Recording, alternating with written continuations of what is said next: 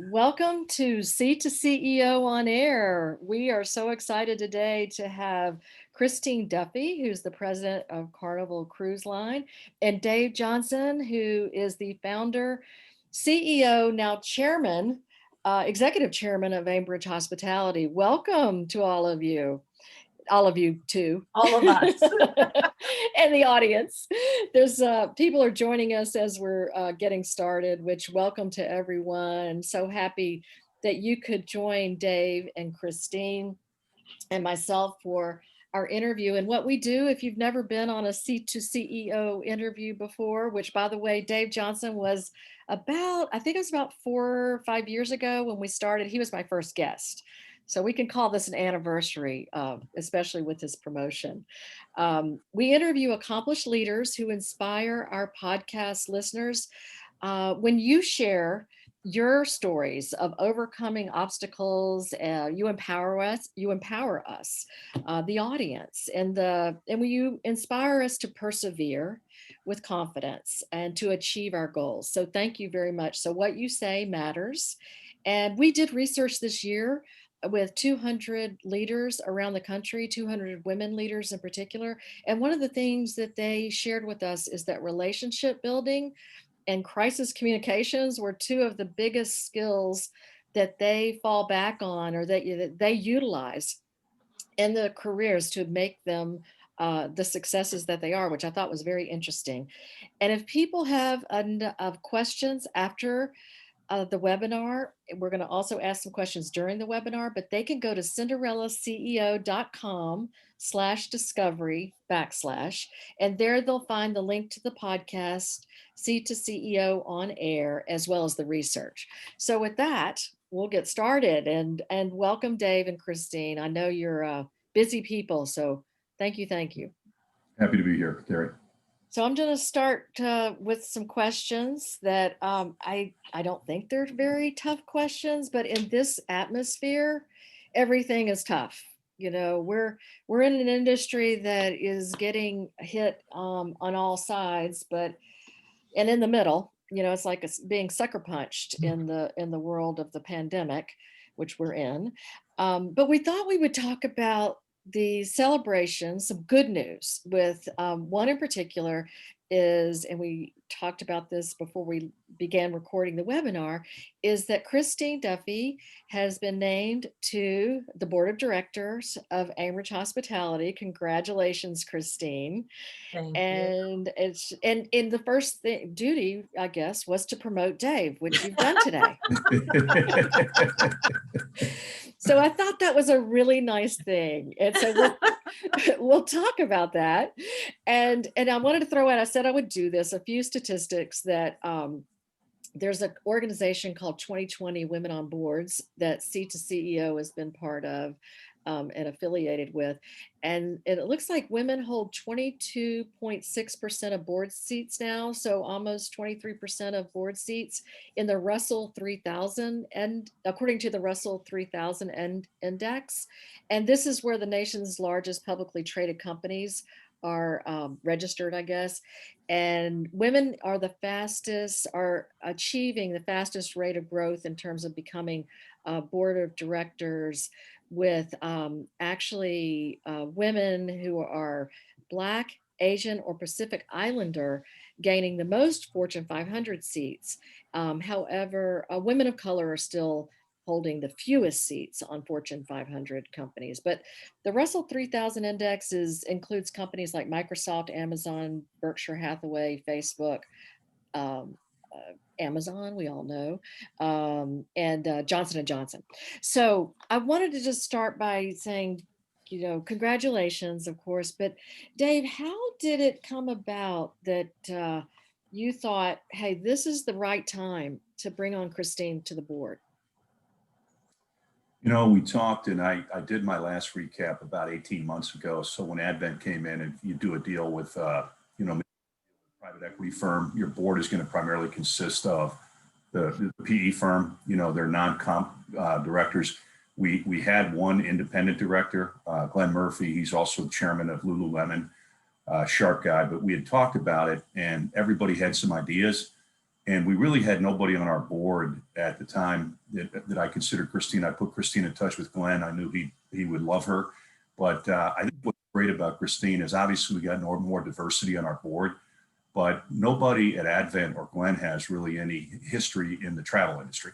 So to have a board member prior to Advent coming in, I had Fred Kleisner, who obviously the board was able to talk without the management team in and say, Christine, are these guys, are they shooting straight with us? So they were able to have a board member that really sits on their side of the table and somebody that obviously has a resume that, carries itself. But to bring Christine on the board, and also I had mentioned when we were offline, we had already engaged a lead bank to get us down the path of an IPO. And obviously, as a public company, you need to have a much more diverse board. It's healthy for your business, it's healthy for your investors, and it's the right thing to do. So, having Christine agree, I'm sure she's got plenty of opportunities to serve on any board she wants. But, we go back 30 years. She's a good friend. I have a great deal of respect for her. And to bring her on with her breadth of knowledge in our industry, not only the cruise line industry, she understands the hospitality industry inside and out. And so it's been a great addition, and our board of directors and investors are very, very happy to have her, as are the senior management team that she knows a lot of them. How long have you've said you've known each other about 30 years, but how, you've known each other through the industry, but when did you figure out, hey, let's continue to work together? We might not be in the same company, but let's continue this relationship in terms of maybe one day being on a board. Did you mention it to her 30 years ago? Or was this just by... I think for me, Dave and I have known each other a very long time. And at some level, I'd say we have some similarities in our personalities and approach. I think we're both really competitive. When we're involved in something, we're all in. And so I think, that relationship and that dynamic has, kept us connected. Dave and I both have had a long journey in our careers that have led us in different directions and different places. But one of the things I love about the hospitality industry is people you establish networks and people stay connected. And I think that's an important message for anybody that's listening, whatever field you're in, having a network of people from outside your own company is really important. And so I think Dave and I are a great example, given our 30-year history, as he was at Wyndham Hotels and I was at McGettigan, and we later sold the company to Marriott. And I love to tell the story of Dave, when he left to start Aimbridge, invited me to come and speak at their national sales meeting. I think it was year 2 at a DoubleTree hotel in Texas. And I think maybe there was 100 people in the room. And 2 years ago, I went back to speak at their national sales meeting, and Cary, you were there. I think there were 5,000 people. So for me, I could not be prouder to have known Dave through all of these years, and to see the great success and the company that he's built and the people that he has promoted and inspired, and clearly the support that he's given to women.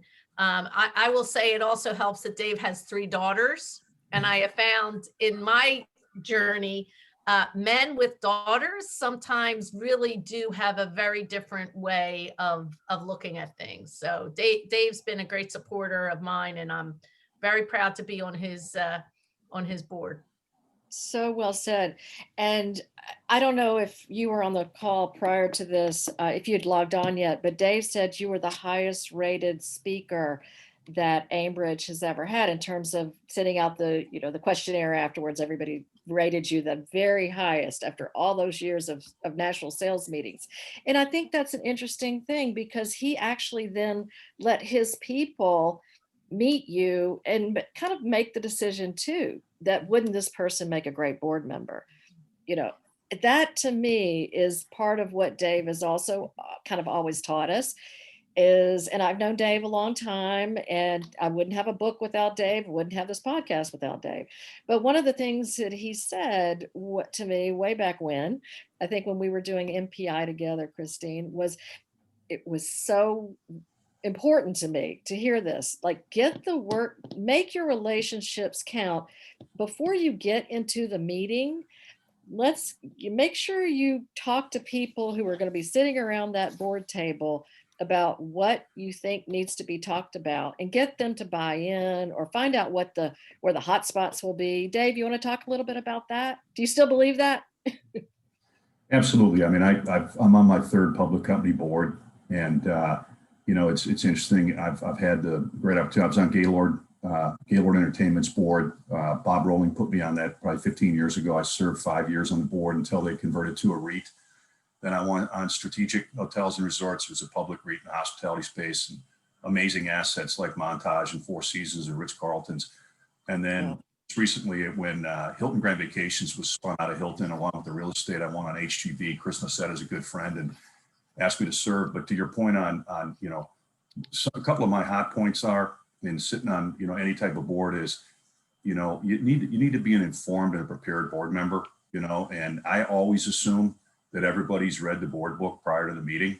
So, and I think it's a waste of, people like Christine and so many incredible people on boards of directors is, I would much rather, Christine read the board book and not waste her time over 4 hours going through financials, and budgets, et cetera. And obviously if they've read the materials, they're very intelligent people and can come prepared, because I'd rather pick Christine's, ideas and suggestions, et cetera, on how we grow the business, how we improve the business, things we can do to make our company better through her experiences and experiences of other directors that I have. So I'm a real stickler for being not only on my board let's focus on how we, utilize these board members to help make our company better, grow faster, create more opportunity for people, return higher returns to our shareholders. And as a board member myself, I always hold myself to a high standard that as I walk in the room, to me, it's just respect to the CEO and the management team to say, hey, listen, we've read the book, we've got some questions, and then we can utilize it to be more strategized as a team with a lot of smart people on how we improve our business. And Dave, you and Christine as well, you both stay focused. That's one of the main things I've noticed about you in particular, Dave, as well as Christine. But with Dave, you go and you talk to him, he looks at you in the middle of a crowded room, and he listens to what you're saying. How do you stay focused? How do you both stay focused during this time, especially? Well, I would tell you that, to me, that's just the way I was raised. It's respect. Okay. I remember when I was coming up the ladder, and I think Christine probably say the same thing, when I was an entry-level position and I had an opportunity to talk to a vice president or a senior vice president, and they took time to have a cup of coffee, or they came in my office. I mean, we can't forget how much that inspired us when we were coming. Yes. I got a handwritten note from, the president of the company, or that person would stop by and say, I'm hearing really good things about you from your supervisor. I mean, that's what inspired us, I think. And I think sometimes as leaders, we forget, how that inspires people. So, I'm not a big guy on birthdays and whatnot, because I think a lot of time that's just your admin doing that and kind of checking the box. But, one of the things that, to your question on staying focused, don't want to speak for Christine, but I will tell you that I don't think as a leader I've ever had to work harder at staying focused than during COVID. I mean, I've led a company through the Great Recession. I led a business through 9/11, served on MPI with Christine after 9/11, and I mean some really monumental challenges. But laying off 40,000 people in my business. My wife asked me why I was so stressed out, and as Christine our industry, these people live check to check. So I come to the office every day because I got frontline workers in all of our hotels. And I just see it as disrespectful that they're showing up every day, putting themselves at risk to take care of the few guests we have these days. Mm-hmm. I just feel that, I need to salute them by coming to the office every day. Nobody else is here, but that's fine. And I think my wife needs a break too, but my focus has been, I've had to work at it during this time because it's uncertain, right? I mean, there's nothing to compare it to in my lifetime. And to lead a business through COVID, and Christine, prior to you jumping on, I had said that anytime I feel sorry for myself, I just think about you being Carnival, through a time like this. It's just monumental. How are you doing it, Christine? Well, you take each day as it comes. It is extraordinary, I think, for everyone that has lived through 2020. And I also count my blessings because in the big scheme of things, my family were healthy, and we've had almost 40,000 crew members that were on ships when we had to stop our operation. They come from over 100 different countries around the world. It took months for us to repatriate and be able to bring them home to their families, to do that in a safe way. And that was not easy, but it takes a village, it takes a great team. And I think for me, focusing on the team and making sure they're doing okay, and having a genuine interest and empathy for what people are going through. Everybody's got a story, everybody has challenges, and I don't think I've ever been prouder of a group of people than I've been with the team we've had at Carnival. People have just come together in ways that have gone above and beyond to look out for and take care of each other. And like Dave, because we've been around so long, we've been through a lot of crisis, 9/11 and the recession, of course. And then when I was running the Cruise Industry Association, we had some terrible crisis. And, every time you go through something like this, that saying of, what doesn't kill us makes us stronger. I think that's true.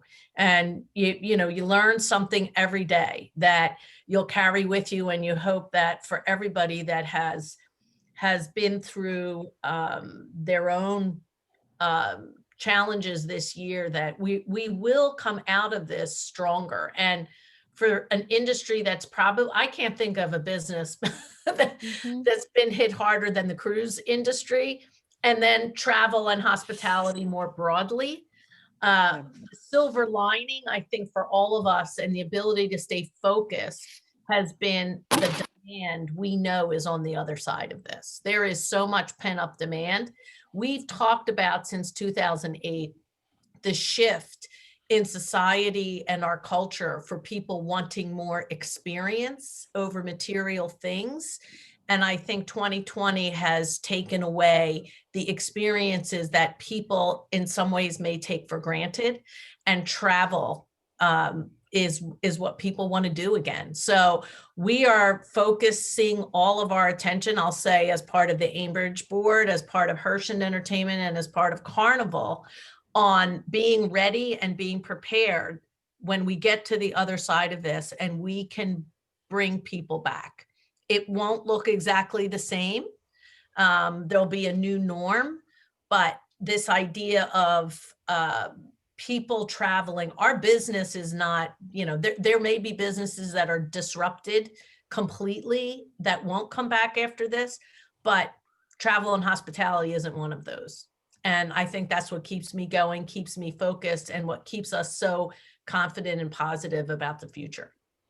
Wow, I needed to hear that. I think we all did. Thank you for that. As a matter of fact, I want to just mention the people in the audience. If you have a question for Christine and Dave, if you want to type it in the chat room while I continue to ask a few more questions, we'd love to hear from you. So Christine, you in my book said, you and Dave are both quoted in the book. And one of the things you said is that you feel like your success, and I know you started at McGettigan as a project manager, and then you were bought by Merritt's Travel, and then so on. And you described some of your other positions with the cruise industry, but you said, I'm ambitious. I want it. Have you always had this?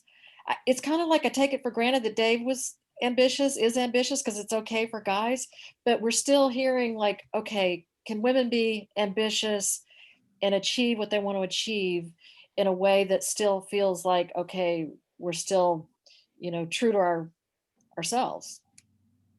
I mean, I would say yes. I think everybody's vision or goal for themselves is different. And, yes, I'm ambitious and competitive and like to win. And, this has been my calling, the hospitality and travel industry. It's a people business. And I've been very lucky. I've been blessed with great mentors and people that have supported me. And I've worked really, really hard. And, you make sacrifices along the way, but those are all choices. And not everybody gets to make all the choices that I've been able to make. So Good point. there's so many different factors, but I also like to remind people that, I didn't set out to become president of a company. And if somebody would have told me that I was going to be president of Carnival Cruise Line when I started as a travel agent, actually the receptionist at the travel agency, I would have thought they were crazy.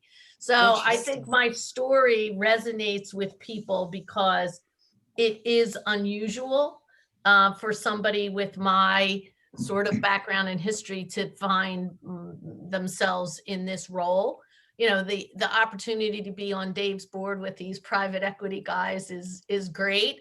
I'm excited to see that there are more women getting on boards and more people, not just women, but people with more diverse skill sets and experiences. So it used to be the board was finance people and people that had been CFOs or lawyers. And now when I get a lot of phone calls about joining boards because they want people that have guest experience, consumer related. They want people that have a sense of what it's like to lead and create a great culture in an organization. So all those things that I've sort of grown up with in the company of people that have believed in the same values, all of a sudden that now matters in business, Yay. to companies, to senior, to society. And I think that's what we're seeing, which is what makes all of this very exciting. Very exciting. Dave, did you want to say anything else? I would just add that I agree. And Christine's comment about having 3 daughters, it's because I grew up in the middle of 3 boys. So I have a sister. I just had my mom who was, my inspiration. But things have changed over the years. And 2 of the things I really enjoy, and I know Christine would agree, is one of the things I love about our industry is you don't have to have a Harvard MBA to move up the company like so many other industries. And one of the things I love about the hospitality business is more and more women. I mean, when Christine spoke, I think our audience was 62-38 female. So when Christine got done, probably 90% of the women in that room wanted to grow up and be Christine Duffy. If I would have given her email out to the 100 people that wanted it, she would have killed me. But she spent a half an hour just saying hi to people, but she inspired. But I do love that about our industry is that I think, we trail a lot of industries and things like technology and whatnot. The advancement of women in our industry, I think we are a leading industry where we don't just have the suits around the table. We got a much more diverse workforce. We pride ourselves on, I had the pleasure of working with you and Christine early on. One of my mentors, Jim Carricker, who you know well, Cary. Yes. Carnival Crow Company. And Jim told me something when I was probably in my late 20s. He said, Dave, one of my secrets to success is, if you're recruiting, make sure that you focus on women because you can find a lot more talented women than you can men, and that was back in the late 80s, early 90s, and he was spot on, and so you kind of broke that glass ceiling for women. But I'm proud of our industry that, I don't think we really look at the male female thing.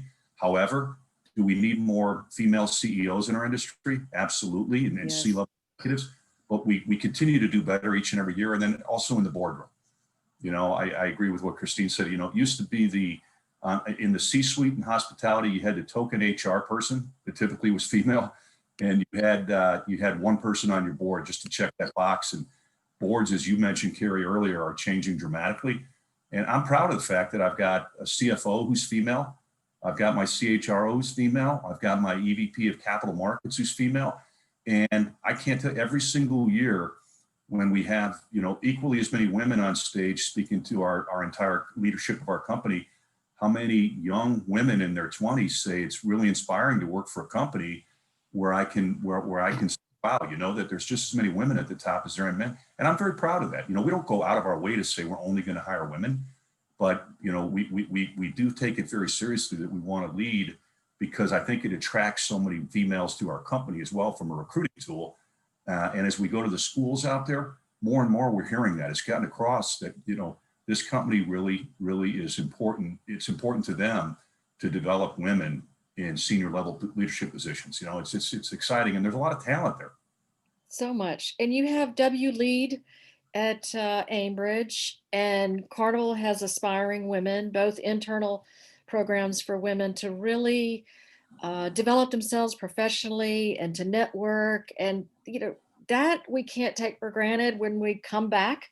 I think another thing we can't take for granted as we come back with this incredible industry of women and men working together is that the parents have been hit hard too in all industries. And of course, you know, the hospitality industry, the cruise industry, you know, most of us in this have had to be, you know, away from our families because we're working in the hotel or on the cruise ship.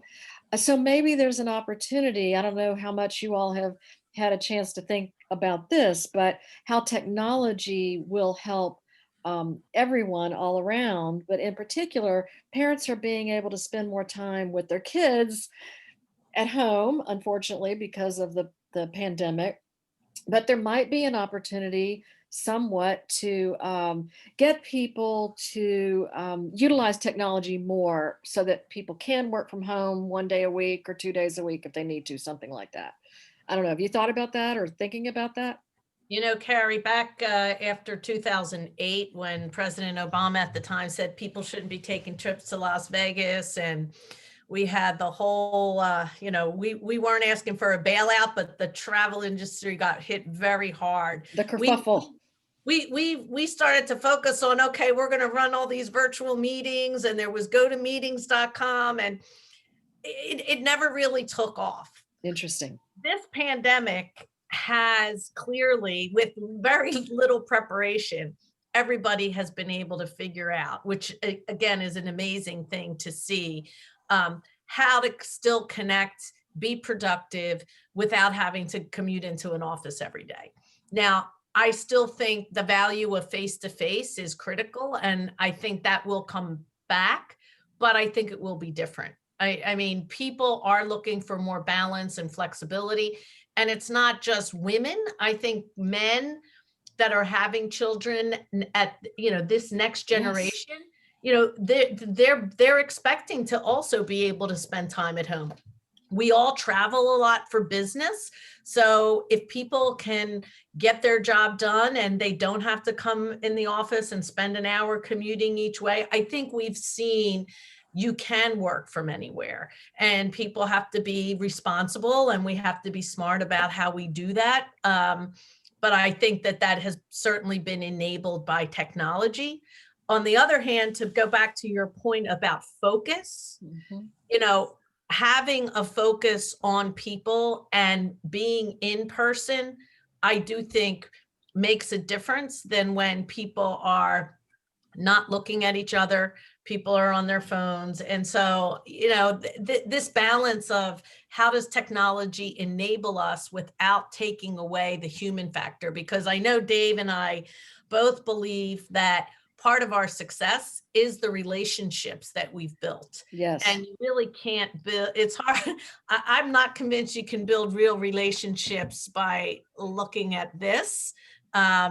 It's really about connecting with people. So it's well a balance. Said. No, well said. Dave, what about you? I would echo what there's and if you remember after 9/11, Christine, you and I served on the same board, but it was like, you know, New York will be a shell of what it once was. People are not going to travel via air. And, you know, and again, it's similar to this in that once people felt safe, we set records. New York thrived. International travel thrived. And I'm agreeing with Christine. But the other thing is, I think the pent-up demand that she mentioned. I mean, I am so sick of Zoom calls. I'm in all day and all I do is look at a computer screen and do Zoom or conference call. And it's funny, it's ironic that now, you know, when you got 10 people on a screen for a 2-hour meeting, people turn off their cameras and we're just doing conference calls, you know, because to sit there and stare at people on a screen, you know, and the most exciting thing is who's got the coolest backdrop. I think Christine wins our backdrop today. And yeah, that's true. I think the biggest issue too, and you know, as this whole everybody wants to go on these tirades, you know, people will work from home forever, and we did a survey here recently, just wanted to make, touch our associates in the corporate office, and they feel disconnected. They feel like out of the loop. They miss their friends. They miss their coworkers. And we were fortunate. We're building a new headquarters. If we could take space March 1st. And every year I give out turkeys, free turkeys to everybody. I think it's kind of cool to have in the middle of with their family at Thanksgiving dinner. We got the Aimbridge bird, with the logo on it. Yeah, and we decided to still do it this year. And, we gave it to our furloughed employees too, but I was out of town. But Mike Dietmar, our new CEO, and Ann, our CHRO, they all took shifts giving out. They said, the people coming by, getting their turkey in their cars at our new headquarters, they just said, it's so good to see people excited about the new office. And we miss coming to work. We feel out of the loop. And I go back to, how are you going to mentor somebody without face-to-face communication? How are you going to promote somebody? How are you going to create a culture? And so do I think that things will change, to Christine's point? Yeah. I mean, a position where I'm a customer service rep and I have to take 50 calls a day, I can measure performance. But people who aspire to grow with an organization, I mean, Christine mentioned it earlier, I got lucky and blessed that I had amazing mentors, people that made me the leader that I am today. And, trying to do that on a computer screen, it doesn't fly. It doesn't work. Very, very good and poignant information to hear your perspective, because I think you might not be dinged like in your performance as an employee, but you'll miss out. If we do, I think we can be flexible about this with people raising their families more so than ever before, because we've seen that parts of it work, but people want to be face to face. It's just part of it. Which actually, we just got a question from the audience, which it kind of dovetails into this. What advice can you offer women, and I would just put in parentheses also men, who are interested in being part of a company's board in the future? And I've interviewed other CEOs in the last couple of months. One of the CEOs, Cheryl Nash from Tegra 118, she's in New York. She's had to hire 50 of her employees via Zoom. And so, it is a reality, and it may be a reality for the next, let's say 6, maybe 12 months, but 6 months, where you're not going to be able to do everything you want to do face to face. But what if somebody wants to serve on a board? What can they do virtually if they can't go have coffee or whatever with someone? I mean, I hired my chief marketing officer before COVID ever happened over Facebook. I mean, she was in China. Good to know. So, I think, I think it can be done. These are enabling tools because, especially in our business, we are traveling and we're a global company and we're around the world. As I said, I've got employees that come from over 100 countries. We have offices around the world. So, Wow. I think it is about flexibility and giving people, and it's not just people with young kids. I mean, we've also got 5 generations in the workforce.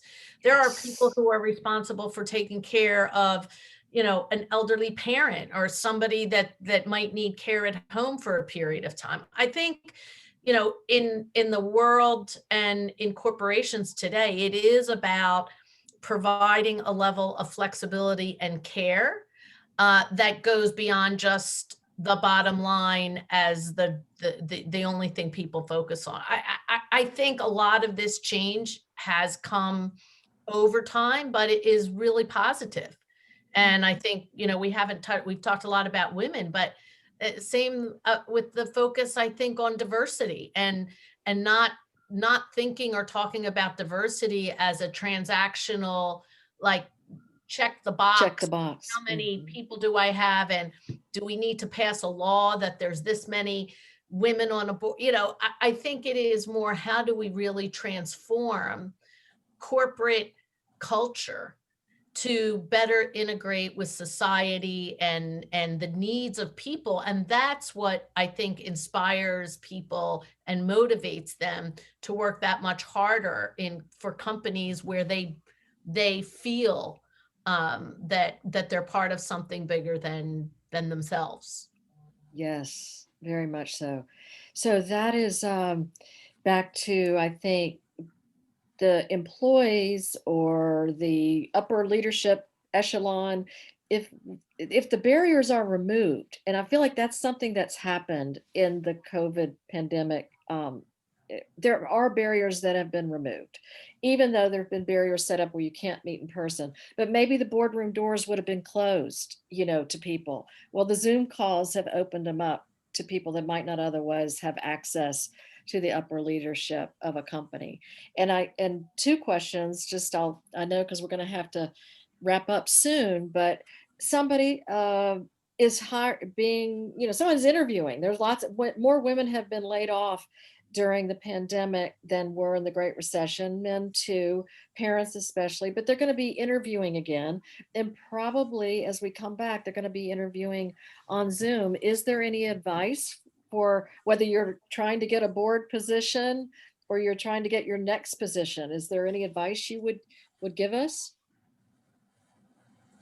Well, I would say that, to me, you'd obviously want to interview somebody for a significant position. You ideally would like to meet them in person, Cary, but obviously with this COVID, it's not the smart thing to do. Although I'm still traveling every week, flying commercial and whatnot, I kind of feel like, how can I sit here and be a hypocrite? But I know that's a tough one, Dave. I totally understand that. I yeah, and totally we've get done it. plenty of interviews on, and I would say, the planes that I've been on, I mean, you can eat off the floor. I've never seen cleaner planes. I credit the airlines for the protocols they're taking with, requiring masks and whatnot. And, we finally got some good press for the airlines a few weeks ago on the Today Show and Fox News saying that, you have a better chance of getting struck by lightning than getting COVID on a plane. Now, I don't know how much I believe that, but I love that it was on the. Yeah. But to your point, is like, to me on Zoom, it is a little awkward, but to Christine's point, it's becoming the new normal.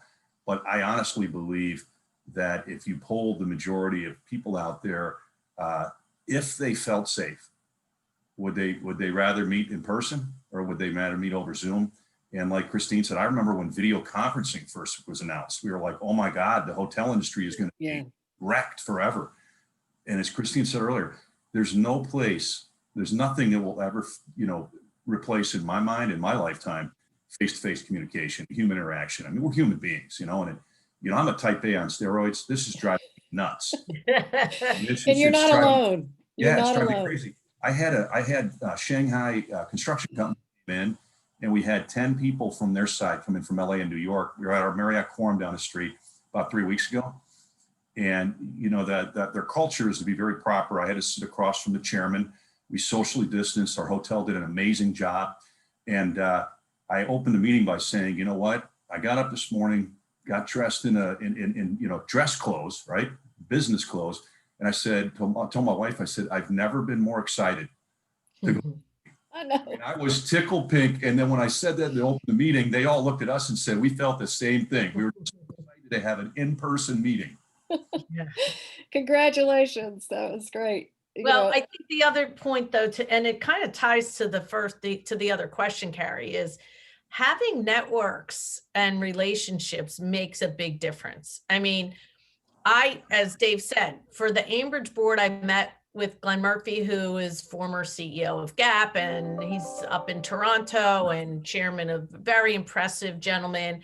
I had to meet with the private equity. Now, the reference from Dave, the warm introduction from Dave, having spoken at his national sales meeting, and so having met some of the team, all those things help a lot if the only way we can communicate is like this and we can't be in person. Yes. So, my encouragement for people who say, what do you need to do to get on a board? Some of it is being involved, either looking at, are you a subject matter expert in some area that you can really develop a brand for that you can bring to another company. And a lot of it with the boards is, who do people know? I mean, I'm asked all the time, If I'm contacted, do you know anybody? We're looking for this sort of a background for this type company. And so a lot of it is word of mouth and recommendation and relationships. And that's why it matters that we are seeing more diversity on boards, and that will create more diversity. Exactly. So Exactly. And I would only add to Christine, I think too, that, you know, two words of advice from me, Cary, is one is, I think a great place for people to start is on nonprofits. You know, like for our industry, it's, you know, H&LA, for example, which is more of a trade association, charitable boards, you know, where you can come, because I think it'll give you, if you've never been on a board before, it teaches you the role of a board member as opposed to management. And I've seen some, you know, you have some board members that want to run the company, and that's the worst you can potentially do.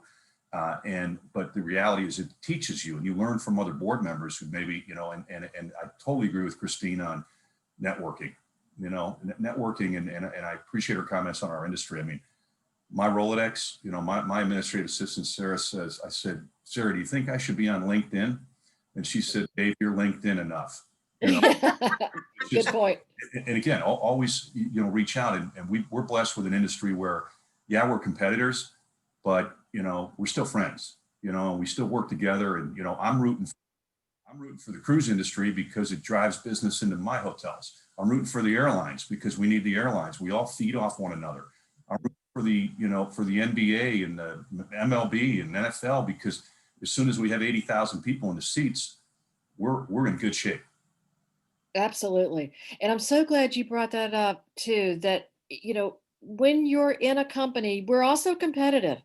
You know, we're competitive with our competitors, and then internally there can be competition for positions, there can be competition for raises, whatever that might be. And so how do you bridge that gap? What's your advice for somebody that might be in this position right now? Maybe we're Zooming, maybe we've gotten past the pandemic, but how do you develop relationships within your company that can also help you potentially one day have a board position like you have now, Christine and Dave? to me, it's do a great job, whatever your job is. I mean, it's like I said, for me, I never had any intention of doing what I'm doing. I really didn't know for sure what I was going to do, other than I wanted to be in the travel industry. Yeah. So you know, a lot of people spend time thinking about what they're going to do next, or how do they get to be somewhere way down the road. If this pandemic hasn't taught us that we actually don't have much control, like things can happen today that completely change what your plans are for tomorrow and next week. So my view has always been, do the best job you can at what you're currently doing.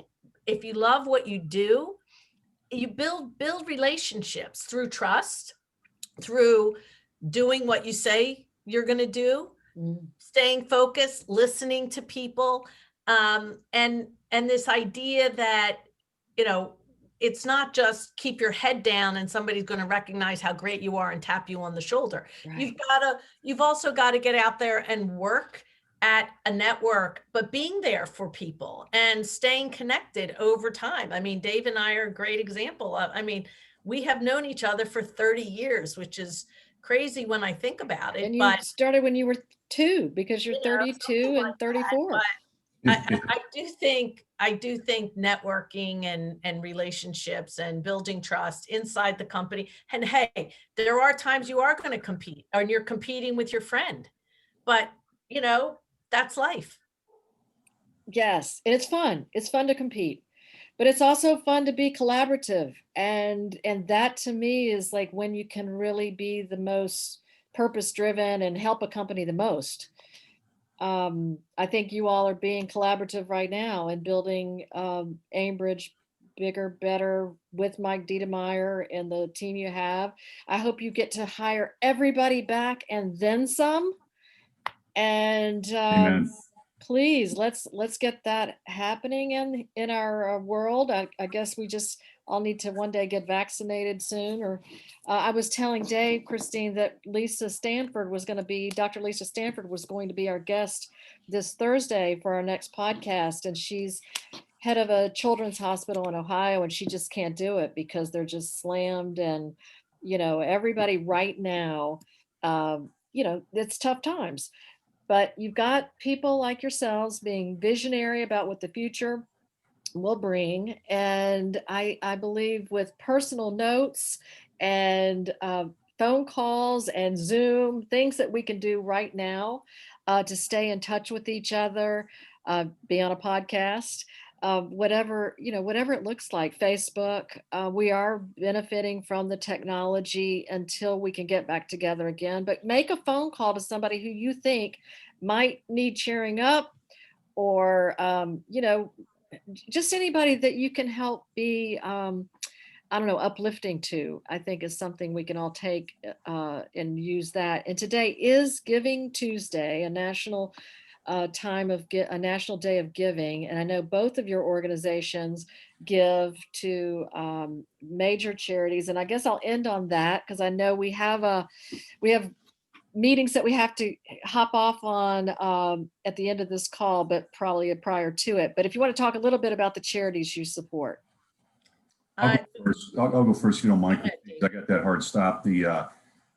Cary, it's probably, we talk about COVID and all the difficulties that the entire world is going through, and how many people are being hurt by this. But I'm a sucker for good people, and I was so excited that Advent International they seeded all of their portfolio companies, and we obviously are one of the larger ones as far as employees affected by this. But we reached out to vendors, we reached out within our company, and we formulated Aimbridge Aid. And Aimbridge Aid, we've basically raised almost $1 million, and we formed a committee, and we basically told our employees, 65,000 strong, listen, we're here to help. And one of the things that I was so blown away by was the amount of money we raised, and we got some great press on it. We had people reach out and make donations that aren't even a part of our organization, just because they said, we really like what you're doing. We understand that you've been hit so hard. And what I think I've been the most impressed with, and I don't sit on the committee, we just didn't want a senior leadership on the committee. And it's a very diverse group, but the really nice thing is the requests were all, they weren't for $25,000. These requests were for $200, $300, $400, $500. Wow. To buy my kids school books, or because I couldn't do it, to make a car payment, to make their rent payment.